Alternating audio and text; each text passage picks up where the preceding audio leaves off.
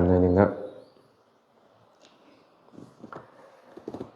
นะมัตถุรัตนตยัสสะขอความนอบน้อมของข้าพเจ้าจงมีแด่พระรัตนตรัยอภิวันทนาน้อมพระจอมไตรอันล้ำค่าพระพุทธาผู้โลกตั้งเป็นองค์แก้วหน่วยปฐมอภิวาทกราบก้มพระธรรมทรงผ่องใสเลิศวิไลงามงดดังสุรีแยงพื้นผู้เป็นพื้นนาบุญล้นพระสังโฆองค์เอกวันธนานบใบขมาก้มกราบการขอถวายความเคารพครูบาอาจารย์พระสงฆ์สามเณรทุกรูปทุกองค์ขอการกล่าวธรรมะขอความสุขความเจริญจงบังเกิดมีแก่ญาติธรรมเมื่อสุขสุคนที่ได้สละเวลามาร่วมกันบำเพ็ญกุศลหุงหาข้าวปลาอาหารวันข้าวถวายแก่คณะสงฆ์ลำดับต่อไปพวกเราร่วมกันฟังธรรมด้วยความเคารพอาสาเรสารมติโนสาเรจาสารทัสสิโน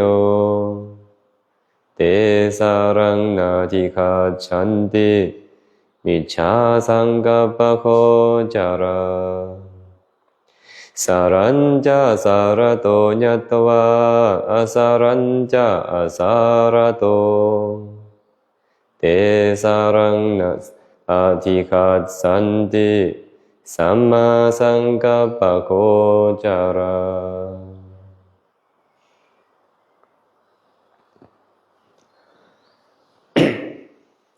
มื้อนี้ก็วันที่29เดือน10ปี2025กฐินวัดป่านาคามก็ล่วงเลยไปได้ 2-3 มื้อเนาะเบิ่งญาติโยมแต่ละคนก็คือว่ายังอ่อนแรงอยู่แล้วงานกฐินครูบาอาจารย์ก็ยังบ่ค่อยเป็นปกติถ้าเป็นธรรมดาเนาะเวลามีงานบุญงานกุศลเกิดขึ้นที่อำนวยความสะดวกให้หลายผู้หลายคนได้เจริญกุศลมันจำเป็นต้องมีผู้เสียสละคันบ่มีผู้เสียสละการงานก็ดำเนินไปได้บ่ดีก็ต้องอาศัยผู้เสียสละคันผู้เสียสละมีหลายขึ้นก็เมื่อยน้อยลงเนาะคันผู้เสียสละมีน้อยลงก็เมื่อยหลายขึ้นได้แต่ก็เป็นกุศลก็เป็นสิ่งที่พวกเราควรเฮ็ด อันใดที่เป็นบุญเป็นกุศลก็คนควรกันคืออาจารย์เคยเว้ามาหลายๆเทื่อนั่นแหละว่าวัดเฮาก็อยากให้เป็นบ่อนปลูกสร้างกุศลบ่ว่าจะเป็นทานศีลภาวนาบ่ว่าจะเป็นการคนควรช่วยเหลือกิจที่เป็นประโยชน์ต่างๆของครูบาอาจารย์ของวัดว่าจะให้กุศลมันเกิดขึ้นนะแต่ทางนี้ทางนั้นกุศลมันจะเกิดขึ้นได้มันต้องอาศัยกัลยาณมิตรต้องอาศัยผู้แนะนำบอกกล่าวชักจูงแต่กัลยาณมิตรนี่ที่เนาะมันหายากเนาะกัลยาณมิตรมันหายาก พวกเราเป็นบุคคลที่เอิ้นว่าปะระโตโคสะต้องอาศัยการได้ยินจากคนอื่นจึงจะเป็นเหตุให้กุศลมันเกิดขึ้นเป็นเหตุให้คุณธรรมเบื้องสูงมันเกิดขึ้นได้เอิ้นว่าปะระโตโคสะมีคาถาหนึ่งที่พระสัมมาสัมพุทธเจ้าเพิ่นตรัสเอาไว้ได้ยกขึ้นมากล่าวเมื่อกี้นี้บอกว่าอาสาเรสารมติโนสาเรจาสารทัสสิโนเตสารังนาทิคัจฉันติมิจฉาสังกัปปะโคจาราสารัญจะสารโตยัตตวาอาสารัญจะอาสารโตเตสารังอทิคัจฉันติสัมมาสังกัปปะโคจาราบุคคลผู้ในสิ่งที่บ่เป็นสาระว่าเป็นสาระเห็นในสิ่งที่เป็นสาระว่าบ่เป็นสาระเขายอมบ่ได้ประสบสิ่งที่เป็นสาระเพราะความดำริผิดของเขาเป็นโคจรบุคคลใดฮู้ ในสิ่งที่เป็นสาระว่าเป็นสาระฮู้ในสิ่งที่บ่เป็นสาระว่าบ่เป็นสาระเพราะความดำริชอบของเขาเป็นโคจรเขายอมประสบสิ่งที่เป็นสาระประโยชน์ได้พระพุทธเจ้าตรัสไว้แบบนี้เนาะพระองค์บอกว่าคันผู้ใดก็ตามอันใดเป็นประโยชน์ตนเองกับเห็นว่าบ่เป็นประโยชน์อันใดบ่เป็นประโยชน์เลยกับเห็นมันว่าเป็นประโยชน์เพราะความคิดเพราะความเห็นของเขาเลยนะมันผิดมิจฉาสังกัปปะโคจราเขามีปกติมีความดำริมีความหินตองมีความเห็นผิดเขาก็ยอมบ่ได้ประสบสิ่งที่เป็นสาระประโยชน์ได้เพิ่นตรงกันข้ามนี่แหละสารัญจะสาระโตยัตตวาบุคคลใดก็ตามฮู้แล้วว่าอันนี้เป็นสาระเป็นประโยชน์ในสิ่งที่มันเป็นสาระเป็นประโยชน์นั้นอาสารัญจะอาสาระโตและก็เห็นว่ามันบ่เป็นประโยชน์เลยบ่เป็นแกนสารเลยในสิ่งที่มันบ่เป็นประโยชน์บ่เป็นแกนสารเมื่อเขาสังสาได้เขาฮู้ว่าอันนี้เป็นประโยชน์อันนี้บ่เป็นประโยชน์เพราะเหตุที่เขามีความดำริตรงสัมมาสังกัปปะโคจรามีความดำริชอบมีความเห็นชอบแบบนี้เขายอมประสบสิ่งที่เป็นสาระประสบสิ่งที่เป็นประโยชน์ได้เบื้องต้นมันต้องฮู้ก่อนแม่นบ่มันต้องฮู้ก่อนว่าอันใดเป็นประโยชน์อันใดบ่เป็นประโยชน์อันใดมีโทษอันใดบ่มีโทษอันใดเป็นธรรมดำอันใดเป็นธรรมขาวอันใดเป็นบุญอันใดเป็นบาปเมื่อฮู้ได้แล้วมันยังค่อยละบาปได้ยังค่อยเจริญบุญได้ละสิ่งที่บ่เป็นประโยชน์บ่เป็นสาระได้เฮ็ดในสิ่งที่เป็นประโยชน์เป็นสาระได้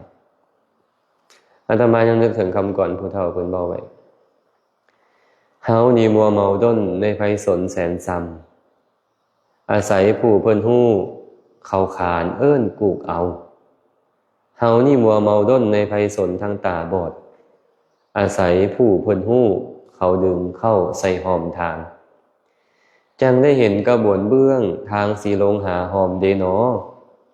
จังได้เห็นบ่อนเบื้องทางเลี้ยวบ่อนสีตนพี่น้องเอ๋ยคันเฮาฟังแบบปราบเปยไปมันก็คือเป็นคำก่อนที่มวลหูน้อยนึงซื่อๆเป็นบ่แต่หากพิจารณาตามจริงที่เพิ่นเว้ามานี่มีนะเข้ากับพุทธพจน์บทนี้เลยเฮานี่มัวเมาด้นในไผสนแสนสันอาศัยผู้เพิ่นฮู้เข้าขานเอิ้นกูกเอาเฮานี่มัวเมาอยู่นี่นะไผสนคือหยังล่ะไผสนนี่นะโมหะความลุ่มหลงราคะความกำหนัดยินดีโทสะความขัดเคืองความบ่พอใจทั้งหลายเอิ้นว่าป่าหกดงหนาเฮานี่มัวเมาด้นอยู่เหมือนกับคนที่เขาหลงป่าใหญ่บ่มีทางออกป่าใหญ่ก็หกเอาแท้เอาว่ามีแต่คนบ่ฮู้ทางไปนำกันเป็นจังไดบ่เนี่ยหลงตืมหลงอาตมานึกถึงตัวเองตอนไปภูเขาควายแม่นยังออกไปทางนี้แล้วก็เลี้ยวไปขัวคักๆเลยโค้งออกมาบอนเก่ามันเป็นไปได้จังได๋โค้งออกมาบอนเก่าเว้ยมันก็หลงขนาดนี้พุ่นว่านี่มันหลงขนาดนั้นเลยบ่ฮู้ทางนี่นะย่างไปหน้าติ๊กๆแต่ว่ามันโค้งออกมาบอนเก่ามันเป็นไปได้ไหนมันน่าจะไปบนอื่นเลยแม่นบ่แต่บ่แม่นมันโค้งมาบนเก่าอาตมานั่งคิดมันเป็นอีหยังนี่เฮาก็คือว่าเฮาดักออกไปบักไกลๆแหละแต่ยังโค้งมาบนเก่าโอ้ยเฮาบ่ฮู้ทางเนาะมันก็หลงอยู่หั่นแหละเวียนวนอยู่หั่นแหละเพิ่นเลยบอกว่าเฮามัวเมาด้นในไผสนแสนซ้ำเด้ออาศัยผู้เพิ่นฮู้เข้าขานเอิ้นกูกเอา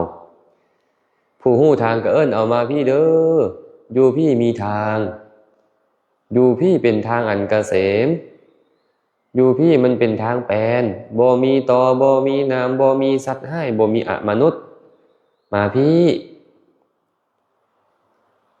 คันเพิ่นเอิ้นแล้วเฮาบ่ไปเป็นความผิดของไผแม่เขานะ เป็นความผิดของเขาเองนี่แหละเพิ่นเอาแท้เอาว่านี่บางคนนี่เพิ่นแล้วไปตามแม่นบ่ไปตาม ก็ได้พ่อทางดีเป็นทางดำเนินไปสู่สุคติโลกสวรรค์เป็นทางดำเนินไปสู่มรรคผลนิพพานคันเป็นทางธรรมแม่นบ่คันเป็นทางโลกก็ลงทางได้ออกมาสู่ทางดีก็ไปสู่เป้าหมายได้อย่างถูกต้องอย่างบ่มีภัยผู้ใดล่ะเป็นเหมือนกับบุคคลผู้บอกทางพระสัมมาสัมพุทธเจ้า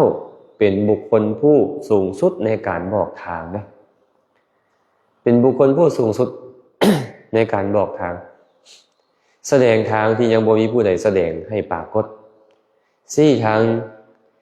ที่ยังบ่มีผู้ใดชี้ให้ปรากฏขึ้นเฮ็ดให้สาวกของพระองค์ดำเนินตามทางที่พระองค์ได้เดินไปแล้วว่ามันเป็นทางดีเป็นทางอันเกษม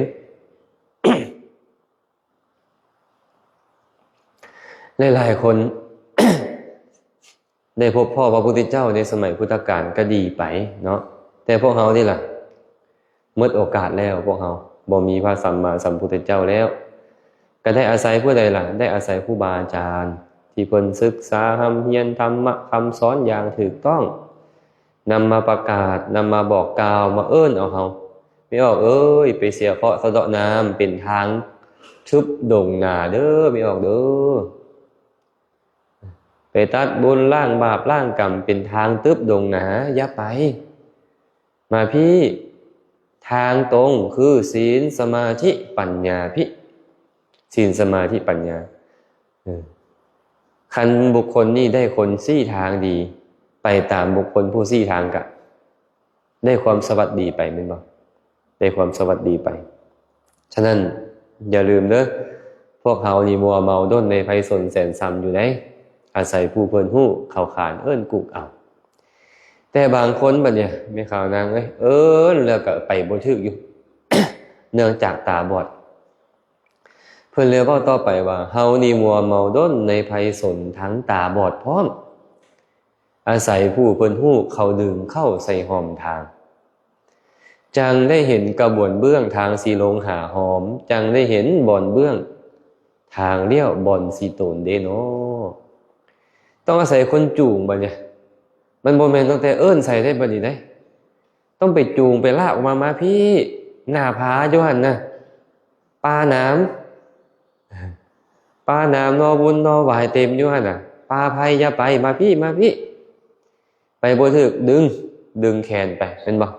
ในข่าวนั้นดึงแขนไปซี่นี้ให้เจ้าซื้อไปเลยเด้อซื้ออันไปฮอดหั่นย่างไปนั่นนึงมันจะมีก้อนหินอยู่ก้อนนึงแล้วให้เจ้าเลี้ยวขวาแม่นแหละบ่นั่นแหละบ่เจ้าสิไปนี่นะ จังได้เอาไม้เท้าเนาะไม้เท้าจ้ำไปบางเทื่อไม้เท้าจ้ำบ่ไปกับผู้นั้นแหละดึงไปจังค่อยฮอดเป้าหมายได้บางเทื่อนี่นะพวกเขาเป็นแบบนี้ฮู้แล้วได้ยินแล้วว่าอันนี้ดีแต่มันไปบ่ได้ยังคาในคายังคายังไปบ่ได้ยังต้องเสียเคราะห์สะเดาะน้ำอยู่ยังต้องบนบานศาลกล่าวอยู่ยังต้องเฮ็ดพิธีรีตองที่มันบ่ถูกบ่ต้องหันอยู่เป็นไงมันยังขาฮู้เลยนะเนี่ยว่าธรรมะคำสอนของพระพุทธเจ้าดีศีลดีสมาธิดีปัญญาดีแต่ยังไปบ่ได้เทื่อบางคนต้องลากเด้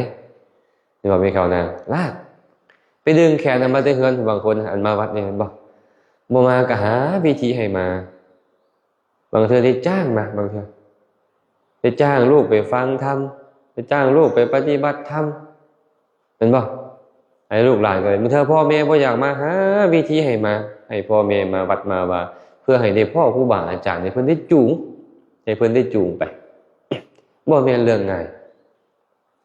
บางเทื่อกับเมียจูงเอาผัวมาบางเทื่อกับผัวจูงเมียมาบางเทื่อพ่อแม่จูงลูกเต้าเข้าวัดบางเทื่อลูกเต้าจูงพ่อแม่เข้าวัดเพื่อนมีสหายจูงกันเข้าวัดแค่บอกแล้วบ่พอบางเทื่อได้ต้องหาอุบายบ่ไปเฮ็ดหยังก็อย่าไปกินข้าววัดแข็งแฮงอยู่ดีมีแฮงเพิ่นว่ากินข้าวอันเรือพระข้าวก้นบาทเอาไปก็ไปซั่นน่ะ ตอนบ่ป่วยบ่มาเนี่ยไม่ข่าวนางไปกินข้าวก้นบาทพระก็ได้ป่วยเราไปกินแม่บ่เชื่อเขาจะไปเกิดว่าไปแล้วได้ยินได้ฟังธรรมได้สติเตือนใจแล้วโอ้ที่เฮาคิดผ่านมามันบ่ถูกย้อนเฮาบ่ได้กัลยาณมิตรมาฟังธรรมเทื่อเดียวบางเทื่อเปลี่ยนแปลงเลยก็มีคนเฮานี่นะเปลี่ยนแปลงเลยก็มีฉะนั้นนี่นะบางเทื่อเฮาก็ต้องดึงเนาะเพราะบอดเฮงค่ะนะบ่แม่นลงป่าลงเขาซื้อตาบอดพร้อม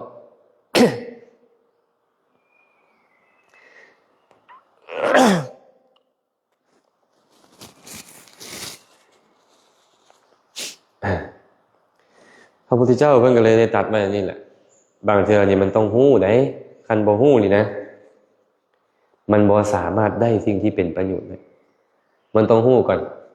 คันเจ้าเห็นสิ่งที่เป็นประโยชน์ว่ามันบ่เป็นประโยชน์เลยเจ้าก็สิไปเอาสิ่งที่บ่เป็นประโยชน์หั่นแม่นบ่อันใดบ่เป็นประโยชน์เจ้าคิดว่าเป็นประโยชน์เจ้าก็จะไปดึงเอาตัวที่บ่เป็นประโยชน์ได้ประโยชน์บ่ล่ะบัดนี้มันก็บ่ได้ประโยชน์เพราะเหตุใดเพราะเจ้าบ่ฮู้ว่าอันใดเป็นประโยชน์หรือบ่เป็นประโยชน์แม่นบ่เจ้าก็บ่สามารถประสบกับสิ่งที่เป็นประโยชน์ได้ย้อนหยังย้อนพ้นความเห็นในประโยชน์เจ้าผิดเดี๋ยวนี้เจ้าเห็นประโยชน์นั้นผิดเมื่อเจ้าเห็นประโยชน์ผิดเจ้าก็ได้ในสิ่งที่ผิดนั้นเพราะความเห็นของเจ้าวิปริตพระผู้มีพระภาคเจ้าก็เลยบอกว่า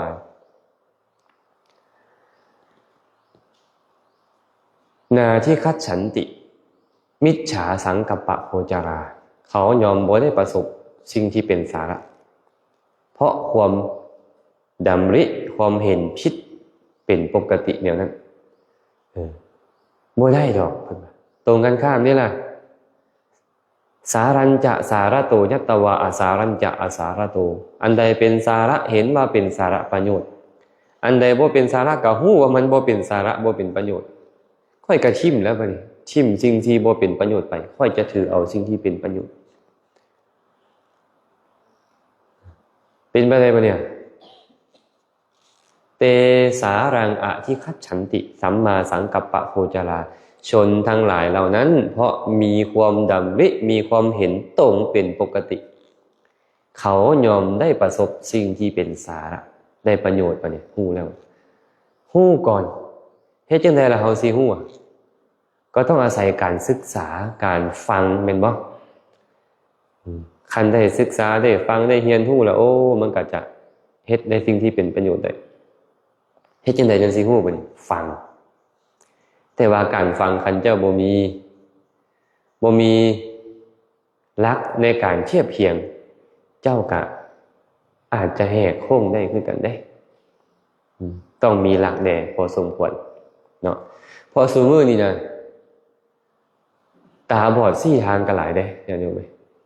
ตาบอดสี่ทางก็หลายสังคมซุมื้อนี้สังคมโซเชียลเป็นบ่ผู้ใดก็สามารถเว้าได้ผู้ใดก็สามารถแสดงออกได้ถึงทัศนคติความเห็นของตนบางคนก็ดังนำซะเป็นผู้ที่มีชื่อเสียงนำซะเป็นผู้ที่มีบทบาทในสังคมนำซะกับบ่ฮู้อันใดเป็นประโยชน์หรือเป็นประโยชน์หรือบ่เป็นประโยชน์เลยก็อยากซี่เด้อยากซี่ทางฉะนั้นครูบาอาจารย์ก็ตามญาติโยมก็ตามปัจจุบันนี้พยายามที่จะออกมาซี่ทางโดยการแสดงธรรมะโดยการบอกกล่าวธรรมะแต่บ่ฮู้ว่า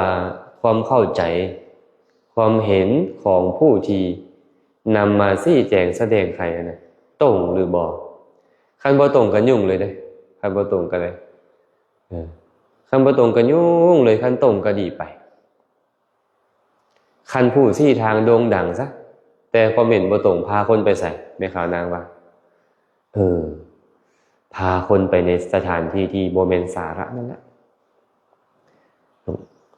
พระสัมมาสัมพุทธเจ้าตรัสพระสูตรสุดหนึ่งในอังคุตตรนิกายปัญจกนิบาต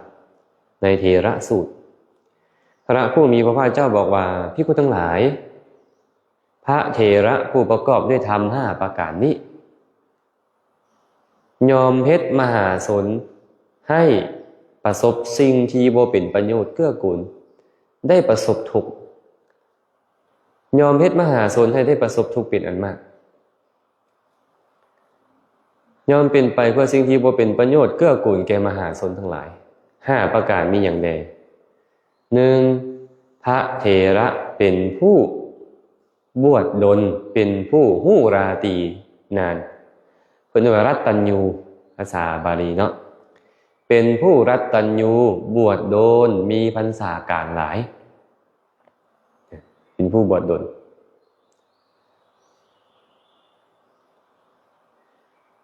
ซ้ำเฮานี่เอิ้นว่าบวชโดนหรือยัง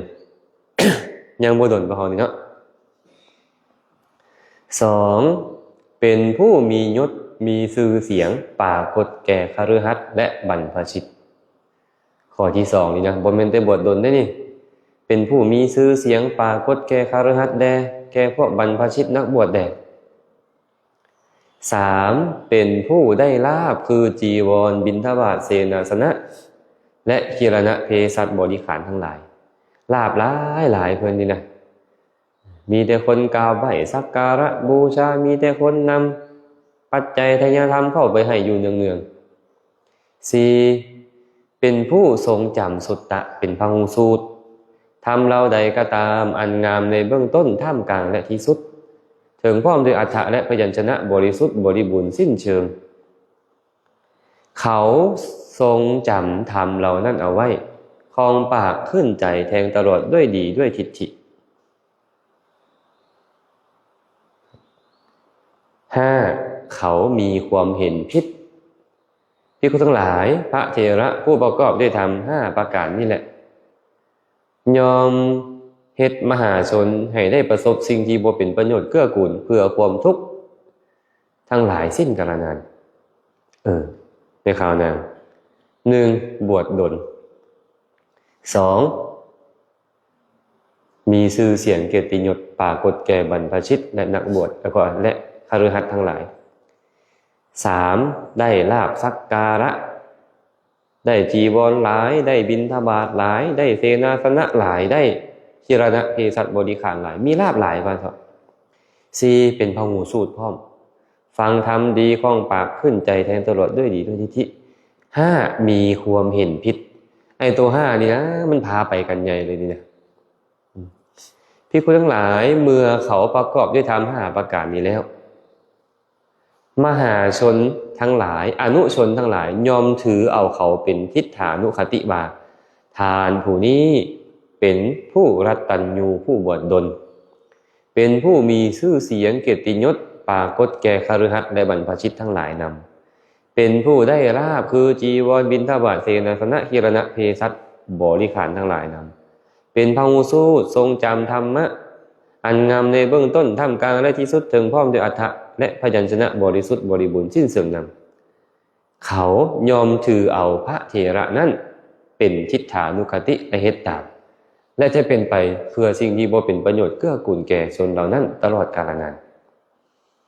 บ่แม่นบวชโดนแล้วดีเด้ฟังพระพุทธเจ้าเว้านี่เนาะ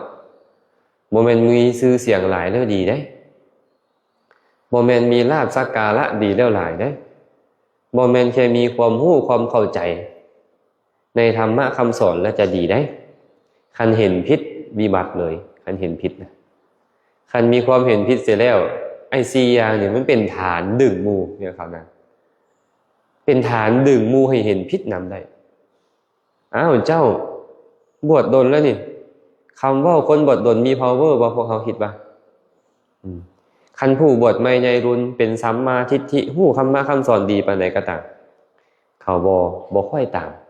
คันพระเถระเว้าคำหนึ่งค่อยตามนี่อันนี้เป็นฐานการดึงคนมาแล้วเขาเคารพบูชาและเพราะเจ้าบวชดล 2มาที่ไหนเจ้ามีชื่อเสียงอยู่แล้ว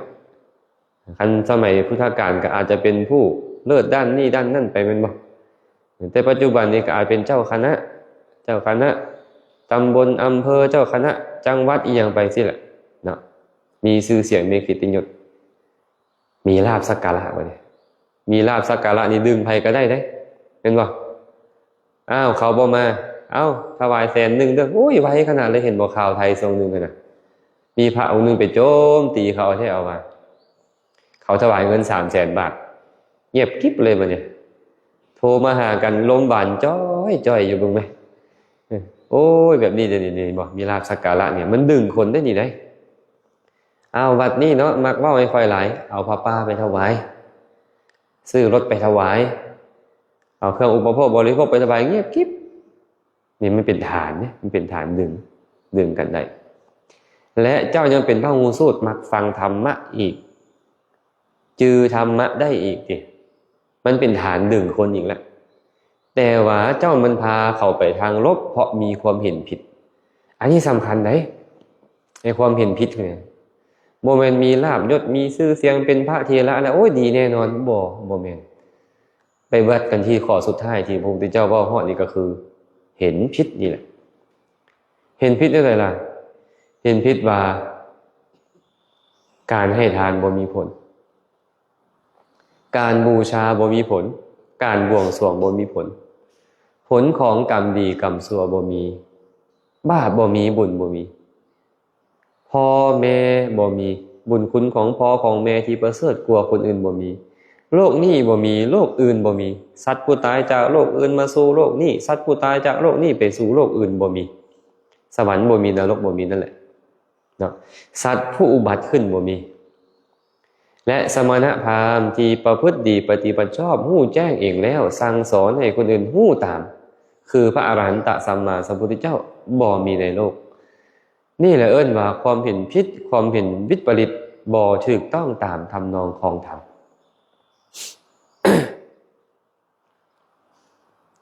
คันเห็นผิดแล้วอันไหนมันผิดไปหมดพระสัมมาสัมพุทธเจ้าเลยว่าไว้แบบนี้ภิกขุทั้งหลายเฮายังเบิ่งบ่เห็นธรรมอันอื่นแม้อย่างหนึ่งที่จะซัวซ่าต่ำสามเหมือนกับความเห็นผิดนี่เลยภิกขุทั้งหลายความเห็นผิดซัวซ่าต่ำสามที่สุดเพราะเหตุใดล่ะ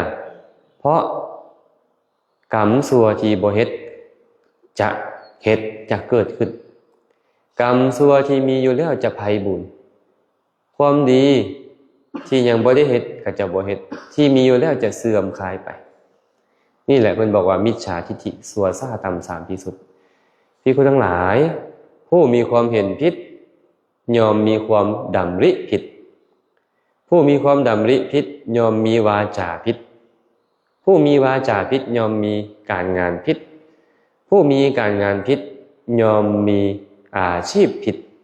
ผู้มีอาชีพผิดย่อมมีความภาคเพียรผิดความพยายามผิดผู้พยายามผิดย่อมมีความระลึกผิดผู้มีความระลึกผิดย่อมตั้งจิตไว้ผิดผู้ตั้งจิตไว้ผิดย่อมหู้ผิดผู้หู้ผิดย่อมหลุดพ้นผิดพร้อมนี่แหละภิกขุทั้งหลายความเห็นผิดจึงซัวซ่าต่ำสามหลายขึ้นมาแค่เจ้าเห็นผิดนะอันอื่นมันผิดไปเบิดเลยอริยมรรคมีองค์8อย่างนั้นเนาะคันเห็นผิดอันอื่นผิดหมดคันความเห็นผิดเนี่ยความเห็นชอบต้องมาเพราะฉะนั้นเราจะนับถือครูบาอาจารย์เป็นสิ่งที่ดีแต่เราต้องเบิ่งนะต้องสั่งสาต้องมีเครื่องวัดว่าความเห็นเพิ่นถูกบ่ความเห็นเพิ่นตรงบ่ตรงต่อธรรมะคำสอนของพระผู้มีพระภาคเจ้าแสดงไว้บ่บ่แม่นเอาแค่เพิ่นเป็นพระเถระบวชดลเอาแค่เพิ่นมีชื่อเสียงมีลาภสักการะเอาแค่เพิ่นทรงจำธรรมะได้ซ้ำนั้นยังบ่พอต้องไปเบิ่งก็ความเห็นเพิ่นตรงบ่เดี๋ยวนี้คันความเห็นบ่ตรงแล้วจะพาคนอื่นได้ประสบแต่สิ่งที่เสื่อมสูญสิ่งที่พินาศไปหมดเลย